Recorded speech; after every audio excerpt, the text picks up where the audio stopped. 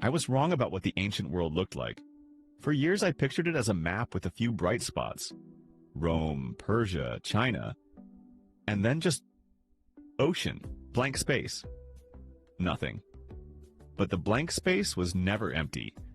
And the moment I understood that, everything I thought I knew cracked open. Let me take you somewhere most history teachers never will. Imagine a ship. No metal hull, no engine, just woven bamboo, rope, and a sail reading the wind like a living thing.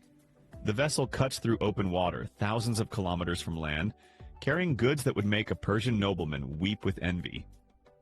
The crew knows these stars by name. They've memorized the currents the way you memorize the route to your grandmother's house. These weren't explorers stumbling into the unknown. There's a catch. These were professionals, traders, navigators, and they came from the archipelago we now call the Philippines. Here's what almost nobody talks about.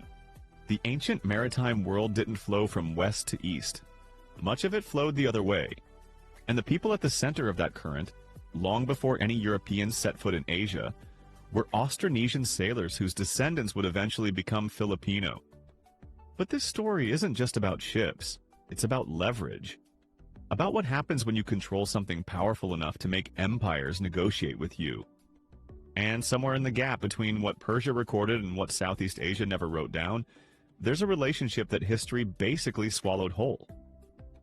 The mystery starts with gold, not the kind you find in a museum case with a neat little label. Raw, worked, abundant gold, found in burial sites across the Philippine archipelago, dating back over 1,000 years. The Laguna copperplate inscription from 900 CE mentions debt forgiveness in gold. Pre-colonial Visayan warriors wore full gold armor. A single burial site in Butuan yielded gold ornaments of such sophistication that modern jewelers still study the technique. Where did all of it go? And who was buying? That question sat in the back of archaeological research for decades. The goods were clearly being traded. The workmanship was clearly being exported in concept, if not always in object. But the trade routes on the old maps always seemed to skip the archipelago. Goods appeared in the Middle East, in Persia, in the courts of ancient empires, and nobody asked too hard about the last leg of the journey. The ships from the south, the ones nobody wrote down. Here's the thing. No, wait. Let me rephrase that. The truth is simpler and more radical than any conspiracy. The Persians didn't hide this relationship. They just didn't fully understand it. When you're an empire, you tend to record what arrives at your door. You don't always ask who carried it across the ocean. The intermediaries, the people who actually moved the goods, got written out not by malice, but by the quiet arrogance of the powerful. Stop. Think about that for a second. An empire controlling much of the ancient Middle East, one of the most sophisticated bureaucratic states the world had ever seen. And it didn't know or didn't care who was sailing what to whom in waters 5,000 kilometers away. That's not a cover-up. That's just the limit of a land empire looking at a sea it couldn't cross. And into that gap sailed the traders of the ancient Philippine archipelago. The Austronesian expansion is one of the most remarkable human migrations ever documented. To be honest, starting from Taiwan roughly 5,000 years ago, these people moved outward, through the Philippine Islands, down through Indonesia, west across the Indian Ocean, east all the way to Hawaii and Easter Island. By the time Persia was building its first palaces, Austronesian sailors had already colonized half the planet by water. There's a catch. The Philippines sat at the center of that web. Not the edge. The center. Goods from China moved south. Goods from the Spice Islands moved north and west. Goods from the Indian subcontinent moved east. And the traders of the ancient Philippine archipelago, through what are now regions like Butuan, Cebu, and the Sulu archipelago, were sitting at the intersection of all of it. Porcelain shards from China, Indian glass beads, bronze drums with origins in mainland Southeast Asia. These have all been excavated from Philippine soil, in sites dating back to the early 1st millennium CE and almost certainly earlier. The goods tell the story even when the people didn't write it down, And some of those goods, spices, resins, rare woods, gold, ended up in Persia. You know, not because a Persian merchant traveled to get them, but because a chain of traders with Filipino and Austronesian mariners forming the critical link made sure they arrived. That's the leverage. When you control the chain, you set the terms. You decide what moves, when, and at what price.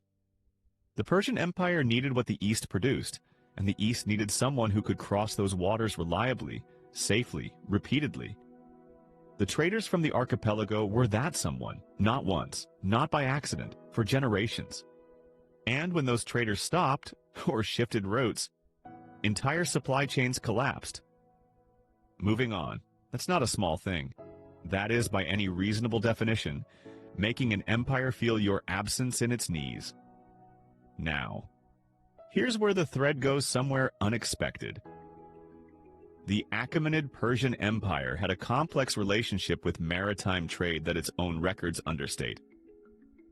Darius I commissioned a canal connecting the Nile to the Red Sea, not for irrigation but for trade access.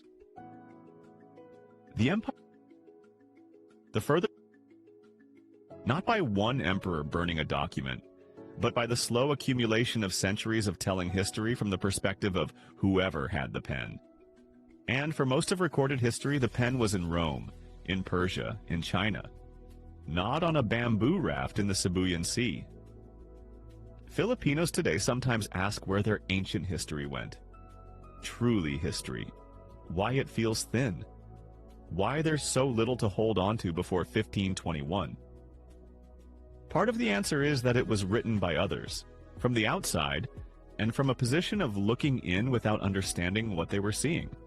Part of the answer is that oral history and material culture, the actual evidence, survived in ways that academic history was slow to take seriously. But the evidence is there. Butuan boats, some of the oldest plank-built vessels found in Southeast Asia, radiocarbon dated to around 320 CE. Gold artifacts of extraordinary complexity. Trade goods from 6 different cultural regions found in a single site. Port structures suggesting organized, repeated commercial activity across long distances. This wasn't a fishing village. This was a trading civilization. And trading civilizations, by their nature, touch everyone they trade with, including empires that later forgot to mention them.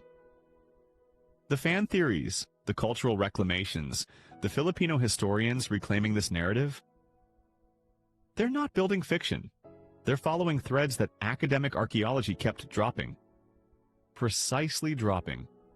And every time a new excavation opens in Butuan or Cebu or along the Sulu trade routes, more thread appears. Stop. The picture gets clearer, and the blank space on the old map fills in. Communities built around this rediscovered history have multiplied across the Philippines over the past 2 decades. Young Filipinos are tattooing ancient Baybayin script on their arms. Filmmakers are making epics about pre-colonial kingdoms. Historians are fighting, sometimes literally arguing in conference rooms, about how to integrate this material into school curricula. There's a catch. The work that those ancient traders did, moving gold and spice and knowledge across impossible distances, is now moving through culture. Doing the same work it always did, connecting people across a gap. That's what trade really is, not just goods. Knowledge, relationship, proof that someone on the other side of the ocean exists and matters. All right, the Persian Empire didn't write down the names of the sailors who kept its luxury markets supplied. Empires rarely do, but the absence of a name in someone else's record doesn't mean absence from history. I was wrong about what the ancient world looked like. There was never a blank space. There was always a ship. And on that ship, reading stars that no Persian scribe would ever learn to name, were people whose grandchildren's grandchildren would one day be called Filipino. They didn't need an empire to validate them. They were the reason the empires could afford to be impressive. There's a catch. To kneel was never written down. That doesn't mean it didn't happen.